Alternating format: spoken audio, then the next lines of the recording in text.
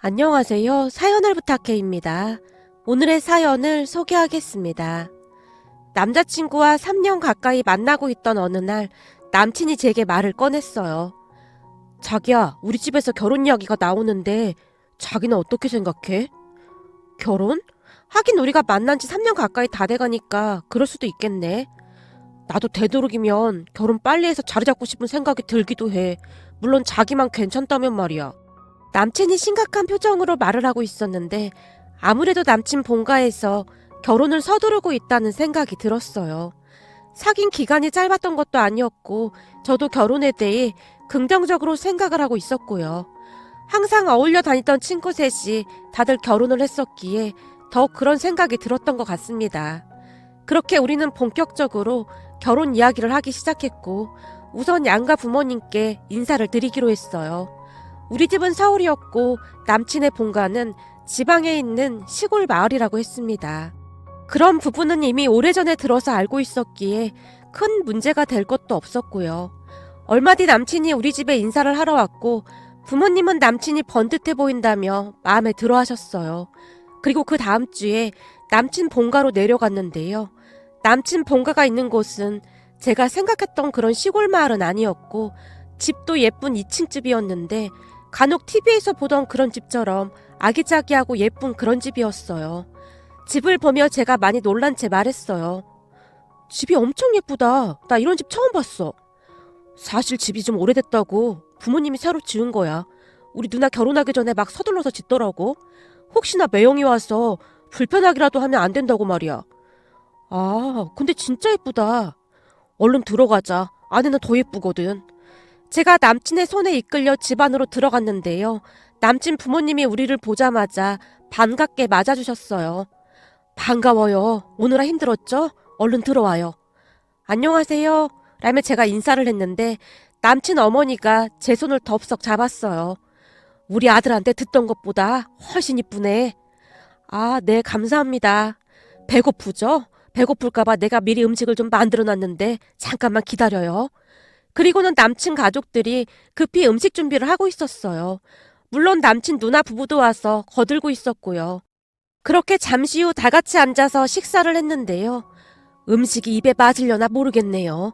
내가 들어보니 각 지역마다 음식 특색이 다 다르다고 하더라고요. 어머님, 말씀 놓으세요. 그리고 음식 정말 맛있습니다. 그래요? 다행이네. 그럼 먹고 더 먹어요. 라며 남친 어머니가 저를 빤히 바라봤는데요. 엄마, 밥 먹다 체하겠어. 뭘 그렇게 바라봐. 그리고 밥 많이 먹어라 그런 말 하는 거 아니야. 옛날도 아니고 요즘 누가 밥 굶고 다니겠어. 그니까 부담 주지 마. 남친 누나가 남친 어머니에게 쌀쌀맞은 표정으로 말했어요. 알았어. 난 그냥 너무 예뻐서 딸 같아서 그렇지. 결혼하고 나면 우리 딸이랑 엄마처럼 그렇게 잘 지냈으면 좋겠네. 엄마, 내가 그런 말 절대 하지 말라고 했지. 세상에 딸 같은 며느리가 어딨어. 며느리는 그냥 며느리일 뿐이야. 알겠어? 아니, 그게 뭐가 잘못됐다는 거니? 난 며느리를 딸같이 그렇게 대할 생각이다. 그니까 넌 더 이상 아무 말도 하지 마. 저건 내가 무슨 말만 하면 꼬투리를 잡고 늘어지고 있어. 내가 주변에 보니까 딸 같은 며느리라고 말하는 사람 치고 며느리한테 잘하는 사람을 못 봤어. 그니까 엄마는 절대 그런 사람이 되질 않길 바랄 뿐이야. 남친 누나는 성격이 털털해 보였는데요. 아닌 것에 대해서는 그냥 거침없이 말하는 그런 성격인 듯 해 보였어요. 하지만 남친 누나의 말에도 불구하고 남친 어머니는 딸 같은 며느리라는 말을 한 100번은 넘게 했던 것 같습니다. 남친 어머니의 말에 약간은 거부 반응이 생기기도 했는데요. 남친 누나 말대로 딸 같은 며느리란 말은 그다지 좋은 의미가 아니라는 것을 저도 익히 알고 있었거든요. 그런 분위기 속에서 첫 인사는 나름 잘 끝났고 남친과 저는 다시 서울로 올라왔습니다. 그리고 다음날 친구들이 만나자고 연락이 왔기에 퇴근을 하고 친구들을 만나러 갔습니다. 조금 전에 설명드렸듯이 친구들이 다들 결혼을 했었기에 이런저런 조언을 들을 수도 있을 것 같았거든요. 만나자마자 친구 수빈이가 제게 물었어요. 가족들 분위기는 어땠어? 그냥 나쁘진 않았어. 근데 남친 누님 말이야. 성격이 엄청 괄괄하던데 그냥 할 말을 앞에서 다 하는 그런 성격이더라고. 진짜? 그럼 좀 곤란한데? 그런 사람들 특징이 올케한테도 막 그럴 수 있거든. 근데 본인이 상처 주는지도 잘 모르고 그런단 말이지. 그리고 예비 시어머니는 어땠어? 예비 시어머니도 나쁘진 않았어. 근데 말이야, 좀 이상한 게 있는데 예비 시어머니가 그 딸 같은 며느리란 말을 계속 하시는 거 있지. 근데 니들이 그랬잖아. 그런 사람들 그거 다 두 얼굴이라고. 제가 걱정스레 친구들 얼굴을 번갈아가며 바라봤고 친구 은주가 기가 막히다는 표정으로 입을 뗐어요. 딸 같은 소리 하고 있네. 야, 그거 완전 다 뻥이야. 난 그런 사람 치고 제대로 된 시모를 본 적이 없다. 어디다 대고 딸 같은 며느리래? 우리 시어머니가 말이야. 그 말을 달고 살잖아. 근데 당신 딸한테는 설거지 한 번을 안 시키면서 딸 같은 며느리인 나한테는 이것저것 그냥 다 부려먹잖아. 그리고는 맨날 네가 딸 같아서 그렇잖니 이런다니까. 아, 다시 생각하니 또 열받네. 야, 딸 같은 며느리란 소리는 그냥 괴나 줘버리라고 해. 은주의 말에 수빈이도 목소리를 높였는데요. 맞아, 나도 은주 말에 동의해. 세상에는 딸 같은 며느리는 없어. 야, 너 벌써부터 조짐이 좀 안 좋다. 결혼 다시 생각해봐야 하는 거 아니야? 아니 근데 다들 좋아 보이긴 하던데. 거기다 음식도 엄청 맛있는 거 있지. 제가 대수롭지 않다는 듯이 말을 하고 있었는데요. 은주가 다시 흥분한 채 목소리를 한껏 높였습니다. 그럼 처음부터 막 갈구는 시어머니가 어딨어. 처음에는 다들 그렇게 나긋나긋 하다가 어느 순간 뺑덕어머니 되는 거라니까. 난 결혼하고 한 달도 안 됐는데 시어머니의 갈굼이 시작되더라. 그래서 한동안 남편이랑 얼마나 싸웠는지 몰라. 물론 지금은 거의 연락도 안 하고 있지만 말이야. 진짜? 니들이 자꾸 그런 말 하니까 무섭잖아. 근데 난 남자친구가 너무 좋은데? 제가 걱정스레 친구들을 둘러보고 있었는데요. 그동안 아무 말도 없이 듣고만 있던 지희가 조용히 입을 열었어요. 니들 너무 겁주지 마. 사람은 겪어봐야 알 수 있는 거 아니겠어? 정말 좋은 사람일 수도 있는 거고 말이야. 우리 시어머님도 좋은 분이시잖아. 니네 시어머니는 100년에 한 번 나올까 말까 그런 분이시고 그런 분 만날 확률은 거의 없다고 봐야지. 그렇고 말고 이 시자만 붙으면 사람들이 막 돌변하거든. 은주가 고개를 절레절레 흔들며 지희의 말을 묵살해버렸어요. 그런 친구들의 말을 듣고 있다 보니 조금씩 걱정이 되기 시작했습니다. 잠시 후 집에 들어간 제가 엄마에게 어렵게 말을 꺼냈어요. 엄마, 승훈 씨네 어머니 말이야. 나한테 딸 같은 며느리처럼 잘 지내자고 하시는데 그게 좋은 말은 아닌 거지. 뭐? 딸 같은 며느리? 세상에 딸 같은 며느리가 어딨어. 딸이면 딸이고 며느리면 며느리인 거지. 그런 생각을 하는 것 자체가 틀려먹은 거야. 진짜 그랬단 말이야? 이거 분위기가 영 쎄한 게 이상하네. 엄마조차도 심각한 표정으로 긴 한숨을 내쉬고 있었어요. 하지만 이미 결혼하기로 마음을 먹었던지라 우리는 예정대로 결혼 준비를 해나갔습니다. 얼마 뒤 상견례를 하게 되었고 양가 부모님이 이런저런 대화를 하고 있었는데요. 남친 어머니가 저를 지그시 바라보며 조용히 말을 했어요. 저는 앞으로 우리 며느리를 딸처럼 그렇게 대해줄 생각입니다. 세상에 딸 같은 며느리가 어디 있을까요? 딸이면 딸이고 며느리면 그냥 며느리 아닐까요? 아니죠. 그건 사람 마음먹기에 따라 다른 게 아닌가 싶습니다. 저는 우리 며느리를 꼭 딸같이 그리 대해줄 생각입니다.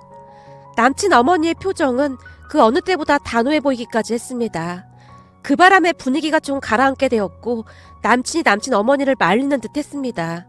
그도 그럴 수밖에 없었던 것이 우리 엄마의 표정이 점점 어두워져 가고 있었거든요. 그렇게 어찌어찌 상견례를 끝내고 집으로 돌아왔는데요. 엄마가 노발대발한 채 제게 물었어요. 너 이 결혼 꼭 해야겠니? 내가 보니 시어머니 자리가 아주 보통이 아니야. 결혼 전부터 저러는데 결혼하고 나서는 얼마나 더 심하겠어. 거기다 원래가 시골 사는 양반들이 고집도 더 세고 말도 안 통한다고 하더라고. 너 그냥 이쯤에서 결혼 접는 건 어떻겠냐? 뭐? 결혼을 접으라니 그게 무슨 말이야. 엄마 그런 이유로 결혼을 접는다는 게 말이나 되는 소리야? 이거사 하나를 보면 열을 한다고 했어. 네 시어머니 자리가 말끝마다 딸 같은 며느리라고 하는 것 자체가 난 마음에 안 들어. 그건 그냥 딸처럼 편하게 막 부려먹겠다 그런 의미다 그 말이야. 그렇게 나쁜 분 같아 보이진 않았는데. 아니긴 뭐가 아니야. 나쁜 사람이 나 나쁜 사람이요 라고 이마에 써놓고 다니냐. 그냥 한눈에 봐도 딱 보이는구만. 사람 보는 눈이 저렇게 없어서야 원. 엄마가 한심하다는 듯이 저를 나무라고 있었는데요. 여보, 확실하지도 않은데 그런 말 하는 건 좀 아닌 것 같구려. 좀 더 지켜보자고. 내가 보기엔 예비사돈 두 분 다 점잖아 보이던데. 당신도 그래. 지금 우리가 무슨 물건을 사고 파는 것도 아니고 딸 혼사 문제인데 내가 지금 예민하지 않게 생겼어. 난 우리 딸이 결혼해서 가정부 취급받고 살면 절대 가만히 있지 않을 거야. 엄마는 딸 같은 며느리라는 말에 이미 분노하고 있는 듯 해 보였어요. 그러면서 알게 된 사실인데요. 이 딸 같은 며느리라는 말이 얼마나 무서운 말인지 다시 한번 실감하게 되었답니다. 그 뒤에도 엄마는 한동안 결혼을 다시 생각해보라고 했지만 이미 콩깍지가 씌어있던 제게 그 말이 들릴 리가 없었어요. 어느 날은 고모까지 와서 엄마 속을 뒤집어 놨는데요. 옳게 진짜 결혼시킬 거야. 딸 같은 며느리라고 했다면서. 그런 생각을 한다는 자체가 아주 문제가 많은 집안이네. 우리 딸 시댁은 아예 서로 연락조차도 안 하고 산다잖아. 그게 편한 거지. 대체 딸 같은 며느리라고 하면서 얼마나 부려먹으려고 그러는 거야. 내가 보니 앞으로 옳게도 고생 좀 하겠네. 윤채가 똑똑한 줄 알았더니 헛똑똑이였구나. 알고 보니 공부만 잘했던 거였어. 우리 딸이 윤채보다 공부 못해서 그렇게 뭐라고 했었는데 역시 세상은 공부가 다가 아니었어. 저런 집구석으로 굳이 시집간다고 하는 것 봐봐. 앞으로 옳게 앞날이 깜깜하네. 하루하루 불안해서 어떻게 살아 그래? 고모가 한껏 비웃고 있었는데요. 고모에게는 자식이 3명이나 있었지만 이상하리만큼 셋 다 공부를 못했거든요. 그래서 우리 엄마에게 피해의식 같은 것이 있었던 고모에게는 더욱 신나는 일이 아니었을까 싶습니다. 고모는 제가 잘못되기만을 바라고 또 바랐을 테니까요. 암튼 많은 우여곡절 끝에 우리는 결혼을 했습니다. 결혼식 당일날도 시어머님이 제게 우리 딸 너무 예쁘다 라는 말을 했었는데요. 엄마의 얼굴이 울그락불그락 해져 있었어요. 물론 옆에 있던 고모는 마치 승리자라도 된 듯한 그런 표정으로 의기양양해 있었고요. 그렇게 며칠 뒤 신혼여행을 갔다가 시댁으로 향했습니다. 하지만 그동안 그놈의 딸 같은 며느리라는 말에 어찌나 스트레스를 받았던지 긴장을 하고 있을 수밖에 없었어요. 잠시 후 시댁에 도착해서 들어갔는데 눈앞에 펼쳐진 광경을 보고 깜짝 놀라고 말았습니다. 거실 밥상 위에 진수성찬이 차려져 있었거든요. 음식을 보자마자 뱃속에서 꼬르륵 소리가 날 정도였으니까요. 우선 시어머님이 활짝 웃으며 저를 반겨주셨어요. 우리 딸 왔니? 피곤하지? 얼른 앉아라. 내가 오늘 랍스터인가 뭔가도 준비했는데 맛이 있을런지 모르겠다. 이 랍스터가 말이다. 아주 기가 막히게 맛있더구나. 엄마, 딸 같은 며느리라며 우리한테는 랍스터는커녕 대게 한 번은 안 해줘놓고 왜 차별하는 거야? 이거 기분이 좀 나쁘려고 하네. 그때는 엄마가 랍스터가 뭔지를 잘 몰랐을 때고 근데 얼마 전에 누가 사줘서 먹어봤는데 맛이 아주 기가 막히더구나. 얼른 앉아. 시어머님이 랍스터를 일일이 손질해서는 시누이와 제 접시에 담아줬어요. 어머님도 좀 드세요. 아니야, 난 우리 딸들이 먹는 것만 봐도 그냥 배가 부르지 뭐니. 얼른 먹어. 네 시누이 먹는 거 봐봐라. 저러다 네 시누이가 다 먹어치우겠다. 엄마, 밥 먹을 때는 걔도 안 건드린다고 하는데 자꾸 왜 그러는 거야? 시누이가 불만스럽다는 듯이 시어머님을 바라봤지만 시어머님의 얼굴은 그저 싱글벙글이었어요. 식사를 끝낸 뒤 뒷정리를 하기 위해 제가 자리에서 일어났는데요. 시어머님이 손가락으로 시누이를 가리키며 말했어요. 저기 좀 봐라. 우리 집 첫째 딸은 밥 먹고 항상 저러고 있거든. 너도 이제부터 우리 집 딸이니까 네 시누이 옆에 가서 앉아있으면 된다. 이 설거지는 말이야. 힘센 우리 아들이 엄청 잘하거든. 그래도 제가 설거지는 해야 할 것 같은데요.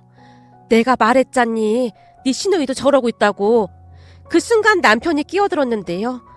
맞아. 설거지는 내가 할 테니까 자기는 가서 쉬어. 우리 집은 원래가 힘든 건 남자가 다 하고 있거든. 옳게 이리 와서 좀 쉬어. 내 동생이 설거지 하나는 아주 기가 막히게 하거든. 시누이가 저를 불렀고 제가 엉거주춤한 자세로 시누이 옆에 앉았습니다. 암튼 그날 시댁에서 지내봤는데 걱정했던 일은 전혀 일어나지 않았습니다. 그렇게 다음날 서울로 올라왔는데요. 친구 은주에게 전화가 걸려왔습니다. 시댁에선 어땠어? 니네 시어머니 완전 달라졌지? 아니, 난 내려가서 내내 잘 쉬다만 왔는걸? 아무래도 우리 시어머님은 그런 분이 아니신 것 같아. 내내 맛있는 음식만 주시고 그러던데? 야, 그거 속임수야, 속임수. 그러다가 어느 순간 돌변한다니까. 이제 보니 니네 시어머니 완전 고단수다, 얘.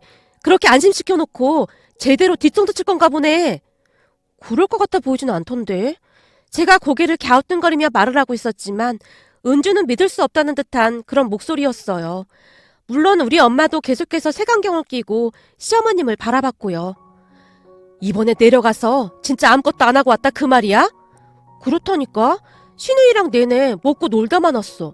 진짜 딸 같은 며느리가 맞던데 나한테 하나도 안 시켜. 아마도 처음이라 그런가 보네. 세상에 딸 같은 며느리가 어딨어. 말이 되는 소리를 해야지. 엄마 또한 절대 믿지 않는 듯한 그런 모습이었거든요. 하지만 저는 시어머님이 그다지 불편하지 않았는데요. 제 눈에는 시어머님이 좋으신 분 같아 보였거든요. 그러던 어느 날 퇴근하고 집에 들어가려고 했더니 문 앞에 아이스박스가 놓여 있었어요. 보낸 사람이 누군지 확인을 해봤더니 시어머님이었습니다. 아이스박스를 집 안으로 들여놓은 뒤 확인을 해봤더니 김장김치랑 반찬이 들어있었어요. 배가 많이 고프던 차에 김치 한 조각을 뜯어서 입에 넣어봤는데요. 김치 맛이 아주 환상적이었어요. 평소 시어머님 음식 솜씨가 좋다는 것은 잘 알고 있었지만 저는 그동안 그렇게 맛있는 김치는 처음 먹어본 것 같았습니다. 그렇게 시어머님께 전화를 드렸어요.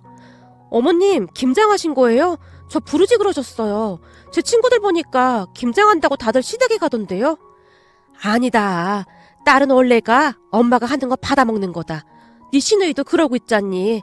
혹시 몰라서 내가 조금만 보내봤는데 먹어보고 맛이 괜찮으면 말해. 더 보내줄 테니까. 그럼 어머님 혼자 김장하신 거예요? 힘드셨을 텐데. 아니, 네 시아버지랑 둘이서 했지. 자식들 먹일 생각에 힘든 줄도 몰랐어. 시어머님의 목소리가 어찌나 해맑았는지 모르겠습니다. 그 순간 왜 그랬는지 모르겠지만 자식들 먹일 생각에 힘든 줄도 몰랐다는 말에 저도 모르게 울컥했는데요. 그냥 자식들을 생각하는 시부모님의 마음이 고스란히 느껴져 왔거든요. 어머님, 김치 너무 맛있어요. 저는 지금껏 이렇게 맛있는 김치는 처음이에요. 정말이니? 맛이 괜찮았어? 그럼요. 진짜 맛있어요. 김치만 있어도 밥 한 공기 뚝딱 할 것 같아요. 다행이구나. 맛있다고 해줘서 정말 고맙구나. 부모는 그저 자식이 맛있게 먹는 것만 봐도 배가 부르거든. 시어머님이 오히려 제게 고맙다는 말을 몇 번이나 했는데요. 그동안 잠시나마 시어머님을 의심했던 것이 죄송스럽기만 했습니다. 그 뒤에도 시어머님은 여느 시어머니들과는 달라도 너무나 달랐는데요. 제 생일날 꽤 많은 용돈을 보내주시면서 오늘 생일인데 맛있는 거 사 먹어. 내가 생일상이라도 차려주고 싶은데 요즘은 생일상 차려준다고 오라가라 하는 것도 안 좋은 거라고 해서 그냥 돈으로 보냈다. 일하랴 집안일 하랴 많이 힘들지? 아니에요 어머님. 그이가 많이 도와줘서 저는 하는 것도 없는걸요? 그거야 맞벌이 하는데 당연한 거지. 혹시 농땡이 피우거나 하면 나한테 바로 연락해라. 아주 혼을 내줄 참이니까. 시어머니는 그저 그 말만을 할 뿐이었어요. 시간이 지나면 지날수록 시어머님의 진가가 드러나기 시작했는데요. 모든 것에 배려를 하며 신경을 쓰는 듯한 그런 모습이었습니다. 그냥 한마디로 진짜 딸 같은 며느리가 존재하더라고요.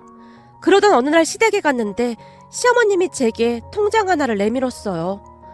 어머님, 이게 뭐예요? 원래 여자들은 비상금을 조금씩 가지고 있어야 든든한 거야. 비상금이요? 그래, 네 시누이 거랑 네 거랑 두 개 만들어서 내가 열심히 돈 모았다. 그러니까 가지고 있다가 꼭 필요할 때 써라. 어머님, 저는 안 주셔도 되는데. 너 내 말 잊었니? 내가 항상 하는 말이 뭐냐? 아, 딸 같은 며느리요? 그래, 넌 이제 내 딸이나 마찬가지 아니더냐. 그러니 네 시누이랑 똑같이 해야지. 옛말에 그런 말도 있잖니. 10손가락 깨물어서 아프지 않은 손가락이 없다고 하잖니. 그래도 저는 진짜 괜찮은데. 제가 괜찮다고 정중하게 거절했음에도 불구하고 시어머님이 제 손에 통장을 쥐어주셨는데요. 그러면서 지나간 이야기를 하기 시작했어요. 네 시누이가 결혼하고 사는 거 보니 그렇게 딱하지 뭐겠냐. 거기다 시집살이까지 당하면서 삐쩍삐쩍 말라가는 거 보고 있는데 내 가슴도 미어지더구나. 그렇게 당당하던 애가 시어머니 눈치를 어찌나 보던지 말이다. 그거 보면서 나는 며느리 들어오면 절대 그러지 말아야겠다 싶었다. 그래서 내가 그 말을 입에 달고 살았던 거야. 딸 같은 며느리다 그 말이다. 근데 실천해보니 그게 별로 어렵지도 않더구나. 우리 딸한테 하듯이 그냥 똑같이 하면 되더구나. 그냥 내 딸이다 생각하니까 별로 어려운 것도 없다 그 말이야. 어머님, 사실 결혼 전에는 어머님이 그냥 입버릇처럼 하는 말이라고 생각했거든요. 근데 요즘은 그런 생각한 것 자체가 너무 죄송스럽고 얼굴을 들 수가 없어요. 괜찮아. 그것도 충분히 이해한다. 네 입장에서는 그럴 수도 있었겠지. 난 앞으로도 네 시누이랑 너랑 모든 걸 다 똑같이 할 참이야. 네 시누이도 꼭 그러라고 몇 번이나 당부를 했는지 모르고 말이야. 우리가 큰 부자는 아니어도 자식들은 참 잘 키운 것 같아서 뿌듯하구나. 어머님, 저도 전생에서 나라를 구한 것 같아요. 어머님 같은 분을 시어머님으로 만날 확률이 얼마나 되겠어요? 저 지금 여기 심장이 마구마구 뛰면서 눈물이 날 것 같아요. 이래서 딸이 좋은 거다. 아들은 키워봤자 그런 말 한마디를 안 해. 네 말 들으니 나도 절로 기분이 좋아지는구나. 그리고 그 비상금 통장은 네 남편 모르게 따로 잘 가지고 있다가 너 필요한 거 사서 써. 알겠니? 시어머님의 말에 제가 눈물까지 그렁그렁한 채 고개를 끄덕였습니다. 그 뒤 저는 사람들에게 시어머님의 이야기를 끝도 없이 하고 나는데요. 제 이야기를 듣던 사람들 모두가 믿을 수가 없다는 그런 표정입니다. 특히나 제 친구들은 입을 딱 벌린 채 다물지 못했는데요. 제가 시어머님에게 비상금 통장을 받았다고 하자 친구 은주가 마시던 물을 뿜기도 했답니다. 뭐야? 그게 진짜야? 와, 그럼 그 전설이 진짜 존재했던 거구나? 전설이라니 무슨 전설인데? 아주 오래전부터 내려오는 전설이 하나 있는데 말이야. 이게 전생에 덕을 쌓고 또 쌓고 그렇게 살다 보면 간혹가다 니네 시어머님 같은 분을 만나기도 한다고 하더라고. 근데 이게 그냥 덕을 쌓는 걸로는 어림도 없고 진짜 어마어마한 덕을 쌓아야 가능하다고 했거든. 그럼 네가 그 말로만 듣던 전설 속의 주인공이었다는 거네? 뭐? 그런 전설이 있었어? 난 처음 듣는데? 암튼 그런 전설이 있긴 해. 넌 진짜 전생에 나라를 구했나 보다. 난 네가 진짜 부럽다.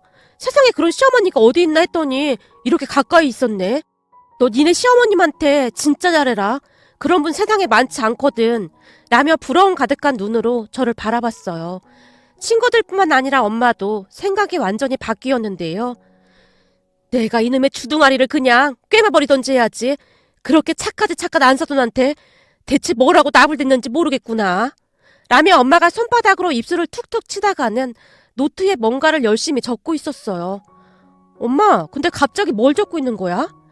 안사돈이 어떻게 하는지 다 적어놓고 공부하는 중이야. 공부? 그걸 뭘 또 공부까지 해? 아니지, 아니야. 너한테 안사돈 얘기 들을 때마다 내가 아주 감탄을 하고 있잖니. 나도 나중에 며느리 들어오면 안사돈처럼 현명하고 바른 시어머니가 될 참이거든. 배울 게 한두 가지가 아니야. 어쩜 그렇게 고상하고 현명하신지 나도 반했잖니. 그지? 우리 시어머님이 엄청 현명하시고 멋지긴 하셔. 내가 네 고모 말만 듣고 안사돈 의심한 게 어찌나 미안하던지 죄송해서 얼굴을 못 들겠다니까. 대체 고모가 뭐라고 했는데? 네 고모가 말이야. 그 뭐냐 시골 사람들 완전 고지식하고 말도 안 통한다고 막 그러면서 안사돈이 땅 꿍꿍이가 있는 게 분명하다고 계속 그랬다니까. 암튼 고모는 알아줘야 해. 그래서 허구한 날 욕먹으면서도 그 버를 못 고치네. 그러게 말이다. 내 옆에서 어찌나 그런 말을 해대던지 나도 거기에 깜빡 넘어갔지 뭐냐. 지금은 배가 아파서 아주 난리도 아니야. 거기다 며칠 전에는 네가 뻥치고 있는 거라고 하면서 아주 난리까지 피어대더라니까. 사람이 마음을 곱게 써야 일이 잘 풀리는데 고모가 그런 마음을 가지고 있으니 될 일도 안 되지. 암튼 엄마는 앞으로 고모가 하는 말 그냥 한 귀로 듣고 한 귀로 흘려버려. 당연하지. 난 앞으로 안사돈을 스승님이라고 생각하고 그런 시어머니가 되도록 단단히 수련을 할 참이야. 안사돈이 하는 걸 보니 이게 하루 이틀에 걸쳐서 나오는 게 아닌 것 같더라고. 이 내공이 아주 어마어마한 것 같더라니까. 하긴 우리 시어머님 내공이 어마어마하긴 하지. 근데 엄마가 우리 시어머님 내공 따라가려면 수련을 참 많이 해야 할 텐데 걱정이네. 제가 장난스레 엄마를 놀렸지만 엄마는 그저 심각하게 노트에 적힌 것들을 확인할 뿐이었어요. 그 뒤 고모가 엄마에게 우리 시어머님이 변하지 않았냐고 몇 번이나 물어봤다고 하는데요. 옳게 윤재 시어머니 돌변했지? 이제 그 민낯을 드러낼 때가 됐는데 말이야. 변하긴요. 오히려 하루하루 더 잘해주고 있다니까요. 제가 배울 게 얼마나 많은데요. 아니야. 사람이 절대 그럴 리가 없어. 분명히 무슨 꿍꿍이가 있을 거야. 엄마가 고모에게 목소리까지 높인 채 말을 했지만 고모는 여전히 믿지 않고 있다고 하네요. 그런 모습을 보며 이 며느리를 딸같이 여긴다는 게 보통 일이 아니구나 하는 생각을 다시 한번 하게 되는데요. 우리 시어머님이 얼마나 대단하신 분인지 존경스러울 따름입니다. 저도 우리 시어머님이 잘해주시는 만큼 더욱 딸 같은 며느리가 되도록 노력하고 또 노력하겠습니다. 오늘의 사연은 여기까지였습니다. 즐겁게 보셨다면 구독, 좋아요 부탁드립니다. 고맙습니다.